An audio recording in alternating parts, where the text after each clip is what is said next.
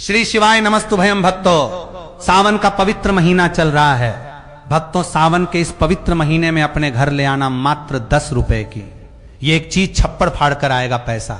जी हां दोस्तों, महादेव जी की आप पर ऐसी कृपा बरसेगी कि आने वाली 7 पुश्तें भी बैठे बैठे खाएंगी और जो भी कुंवारी लड़कियां हैं उन्हें भोले बाबा की कृपा से अच्छे गुणी और संस्कारी वर की प्राप्ति होगी। यदि आप शादीशुदा हैं तो आपके दाम्पत्य जीवन में प्रेम और सौहार्द बना रहेगा। शिव पार्वती जैसा अटूट प्रेम आपके जीवन में भी बना रहेगा।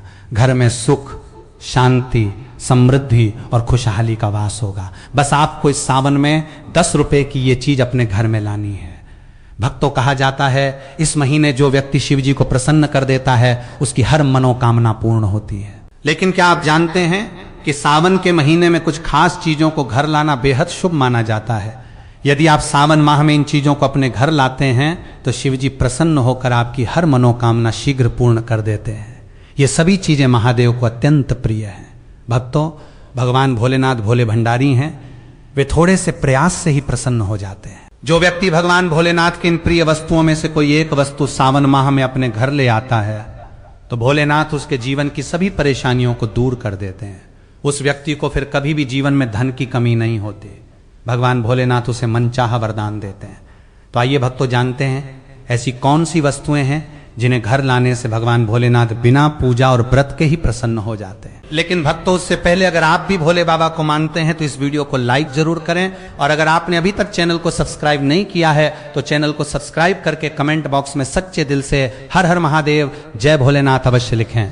तो आइए दोस्तों, जानते हैं उन चीजों के बारे में जिन्हें आपको सावन में जरूर खरीद कर लाना है। सबसे पहले जो लोग इस सावन महादेव को प्रसन्न करना चाहते हैं वो सुंदर सी इस वीडियो को लाइक करके चैनल को सब्सक्राइब कर लें और कमेंट में हर हर महादेव या ओम नमः शिवाय जरूर लिखें। तो आइए अब जानते हैं महादेव के प्रिय वस्तुओं के बारे में। भक्तों, सबसे पहली और सबसे महत्वपूर्ण चीज है गंगा जल। सावन में गंगा जल का घर में होना बहुत जरूरी है क्योंकि बिना गंगा जल के पूजा अधूरी मानी जाती है। अगर आपके घर में पहले से गंगा जल रखा है तो बहुत उत्तम है, नहीं है तो तुरंत मंगवा लीजिए।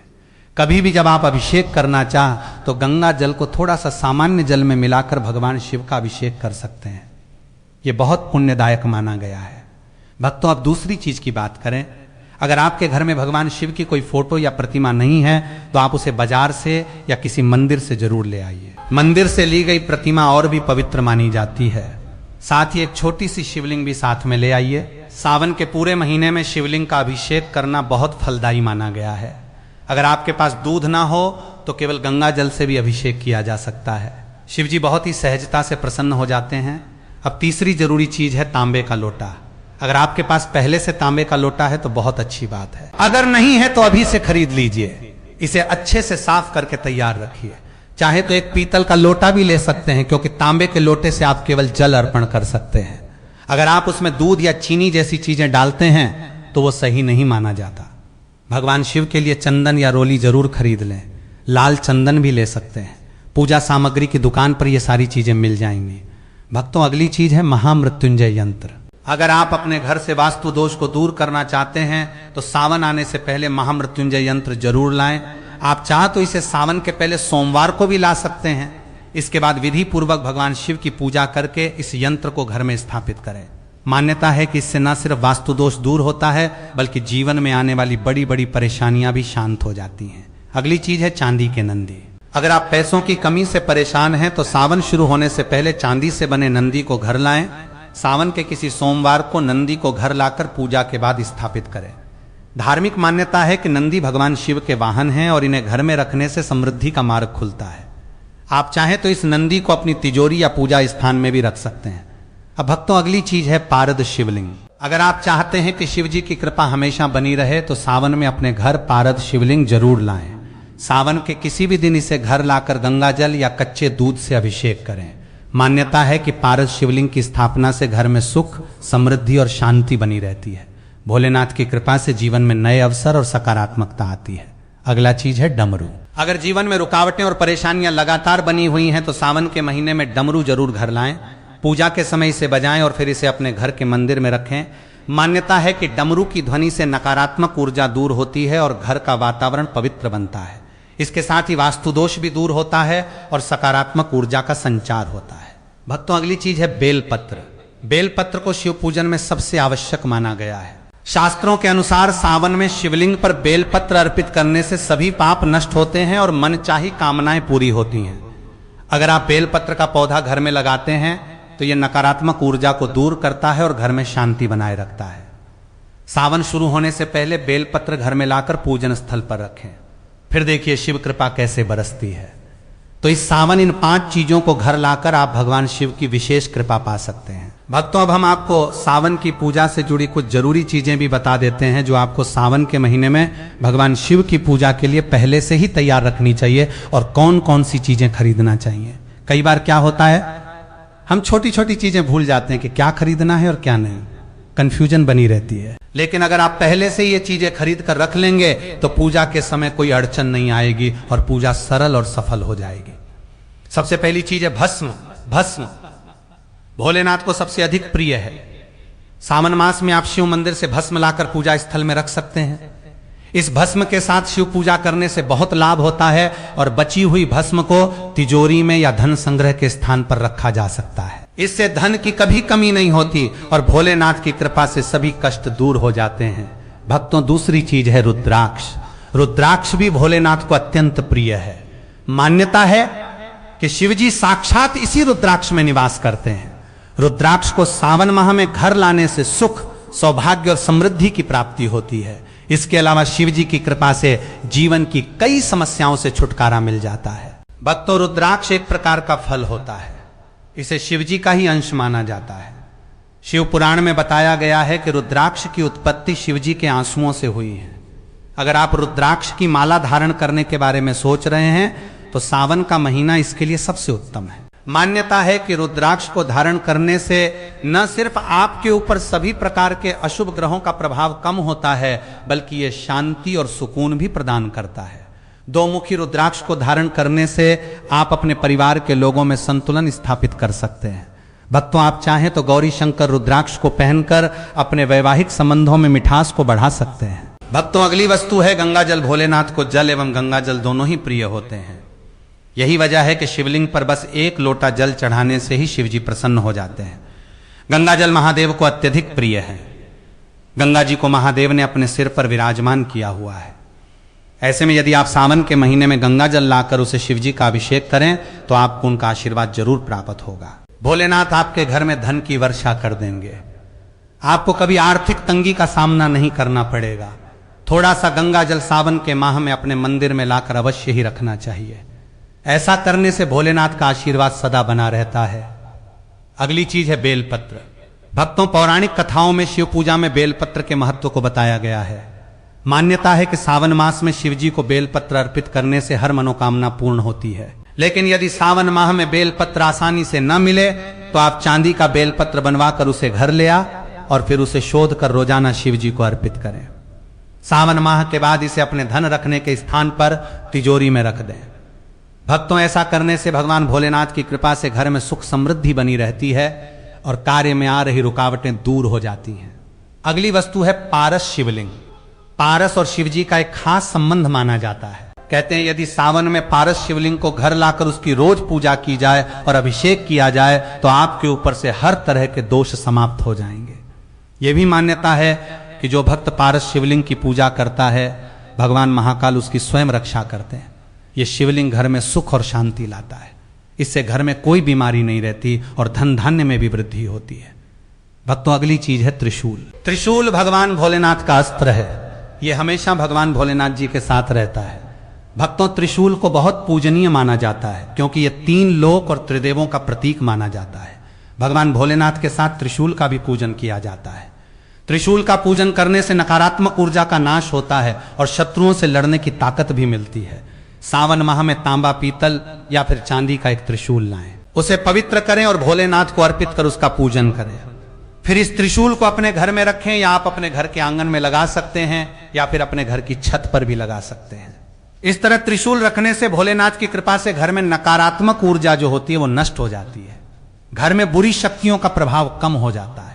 साथ ही शत्रुओं से लड़ने की भी शक्ति मिलती है। भक्तों, आप चाहें तो त्रिशूल का लॉकेट लाकर उसे भोलेनाथ को अर्पित करें और फिर उसे धारण करें। ऐसा करने से बुरी शक्ति और नकारात्मक शक्तियों से यह लॉकेट आपकी रक्षा करेगा। आपको किसी की बुरी नजर नहीं लगेगी, साथ ही शत्रुओं से लड़ने की भी शक्ति मिलेगी। भक्तों, अगली चीज है डमरू। शिव जी का डमरू और उसकी आवाज दोनों ही हिंदू धर्म में बेहद महत्वपूर्ण माने गए हैं। पौराणिक कथाओं के अनुसार डमरू की ध्वनि से बुरी शक्तियों को तबाह किया जा सकता है और घर में मौजूद बुरी शक्तियों का नाश करना हो तो सावन के पवित्र महीने में घर में डमरू अवश्य ले आ। भोलेनाथ को अर्पित किए हुए इस डमरू को रोजाना संध्या काल पूजन के समय अवश्य बजाएं। ऐसा करने से घर में मौजूद नकारात्मक शक्तियां जो होती हैं उनका नाश हो जाएगा। अगर किसी बच्चे को डर लगता है तो आप इस डमरू को उस बच्चे के कमरे में भी रख सकते हैं। भक्तों, ऐसा करने से बच्चे को किसी प्रकार का भय नहीं रहेगा। भक्तों, अगली चीज है नाग। भगवान शिव के गले में नाग देवता विराजमान होते हैं। यही कारण है कि हिंदू धर्म में नागों की पूजा का अत्यधिक महत्व है। चांदी या तांबे के नाग सावन के महीने में घर ले आएं और इसे घर के मुख्य द्वार के आसपास रख दें। भक्तों, आप घर के अंदर भी मुख्य द्वार के पास इसे रख सकते हैं।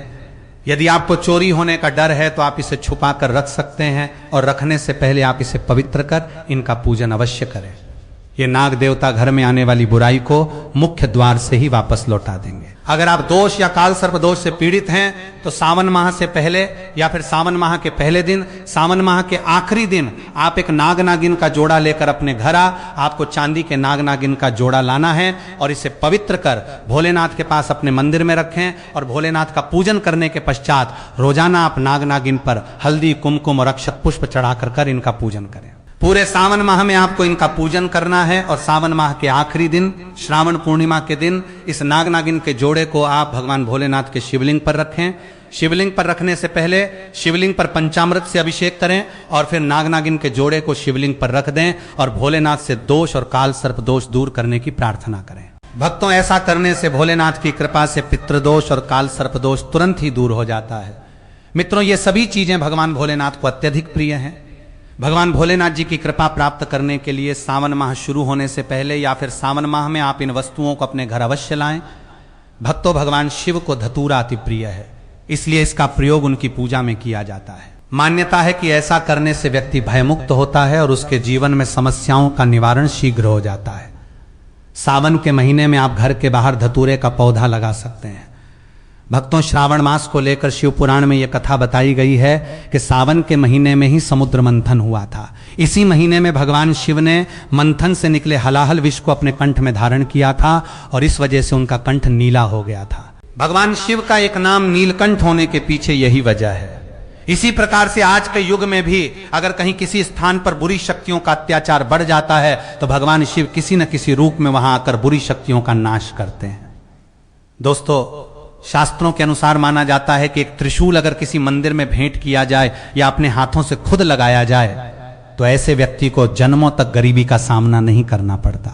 भगवान शिव की कृपा ऐसे व्यक्ति पर हमेशा बनी रहती है।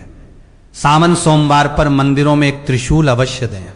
खास सावन सोमवार के दिन ही ऐसा करें, लेकिन बाकी दिन भी आप ऐसा कर सकते हैं।